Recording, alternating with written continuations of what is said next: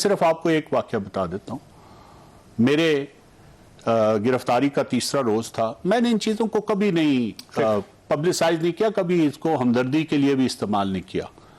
میں اپنے سیل میں صبح میں جلدی تیار ہو جاتا اور اپنی کتاب وغیرہ پڑھنی شروع کر دیتا تھا. میں بیٹھا ہوا تھا کرسی پہ, تو جو پنکھا اوپر چل رہا تھا, گرمیاں تھی شدید, جولائی کا مہینہ تھا, حبس شدید تھا, اس کا ایک پر ٹوٹا اور شدید رفتار سے آ کے ایگزیکٹ اس جگہ پہ لگا جہاں سے میں کچھ لمحے پہلے اٹھ کے ہٹا تھا. ٹھیک, صرف کچھ لمحے پہلے. ٹھیک, اگر میں وہ کچھ لمحے پہلے وہاں سے اٹھ کے ہٹا نہ ہوتا تو وہ میری گردن کے آر پار ہوتا. اللہ نے کرم کیا. یہ اللہ نے کرم کیا. ٹھیک ہے جی, یہ پہلی بات ہے. ٹھیک ہے. دوسری جان بات بوجھ کے کیا گیا یا ویسے؟ نہیں, میں تو سمجھتا ہی نہیں نا کہ کوئی اس حد تک جا سکتا ہے اور میں کسی پہ الزام. میں یہ بتا رہا ہوں کہ جی حالات, آپ کہہ رہے ہیں نا حالات کیا تھے, دوسرا کیا تھے.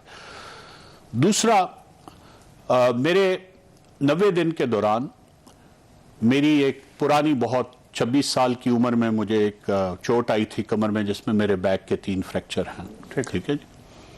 ان فریکچرز کی وجہ سے میرا, اور یہ سب کے علم میں ہے کہ جی یہ متعلقہ جی سارا جانتا ہے کہ جی یہ میرا پرابلم رہا ہے ہمیشہ سے.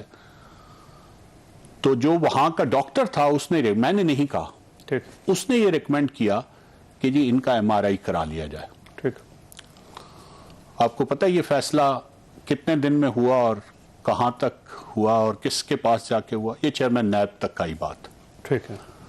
اور اس کے بعد جب مجھے لایا گیا, تو یہ بات بھی میں ریکارڈ پہ کہہ رہا ہوں, اس سے پہلے ایک خاص ہسپتال میں ایک خاص ڈاکٹر سے یہ انتظام کیا گیا کہ آپ نے یہ رپورٹ کیا لکھنی ہے.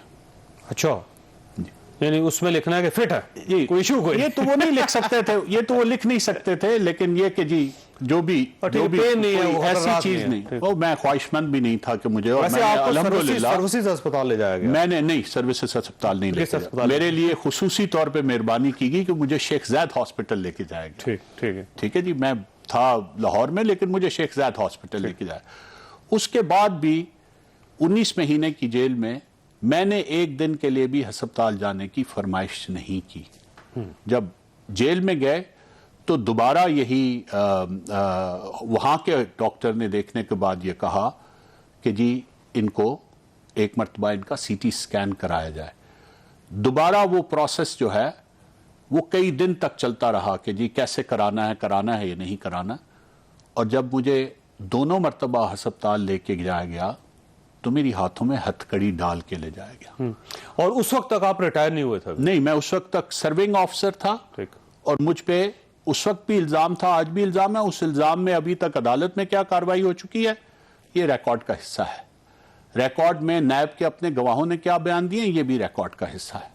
یہ ساری چیزیں موجود ہیں. ایک جو چیز مجھے پتا چلی تھی کہ واش روم جو تھا نا وہ آپ کے لیے ذرا ڈیفیکلٹ تھا, کیونکہ آپ کی ہیلتھ اس قسم کی ہے کہ آپ کو کموڈ چاہیے بیسیکلی, تو آپ کو وہ کموڈ نہیں دیا گیا تھا. نہیں, مجھے شروع میں آپ کو جو سچی بات ہے وہ یہ ہے کہ جی جو میرے چونکہ تھوڑا سا بیک کے اس کی وجہ سے میرا بیلنس کا ایشو تھا, تو 3-4 روز جب پہلے تھے, جو سب سے میں سمجھتا ہوں تکلیف دہ بات تھی وہ یہ تھی جی کہ باتھ روم میں کیمرہ لگا ہوا تھا. آپ کے باتھ روم میں؟ سب پہ باتھ روم, جو کامن باتھ روم تھے وہ کسی علیحدہ نہیں تھے باتھ روم. جو سیلز کے ساتھ جو باتھ روم تھے اس میں کیمرے لگے ہوئے تھے. یہ بعد میں یہ ایشو بھی بنا, اس میں ایک پارلیمنٹری کمیٹی بھی گئی, وہ جب گئی اس سے پہلے وہ کیمرے چھوڑ دیے اس بات کو. یہ سب اب تاریخ کا حصہ ہے, لیکن اور کیمرے ویزیبل تھے, نظر آتے جی, کیمرے سامنے تھے, سب کو نظر آتے, اور سب کو معلوم تھا کہ جی جو نہانے والا حصہ ہے اس میں بھی کیمرہ لگا ہوا, اور جو ٹوائلٹ ہے اس میں بھی کیمرہ لگا ہوا, یہ سب کو نظر آتا تھا. ٹھیک ہے جی. تو یہ دیکھ لیجئے کہ یہ انسانی اخلاقیات کے لحاظ سے کس نوعیت کی چیز ہے جو وہاں پہ تھی.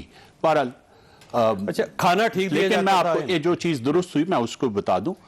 میری پھر اس مجبوری کی وجہ سے مجھے یہ الاؤ کیا گیا کہ میں ایک جو دوسرا باتھ روم تھا جس میں سلپ ہونے کی کوئی گنجائش نہیں تھی, 5-6-7 دن کے بعد میں وہ استعمال کروں, لیکن وہ پھر مجھے صبح 7:30 سے پہلے استعمال کرنا پڑتا تھا.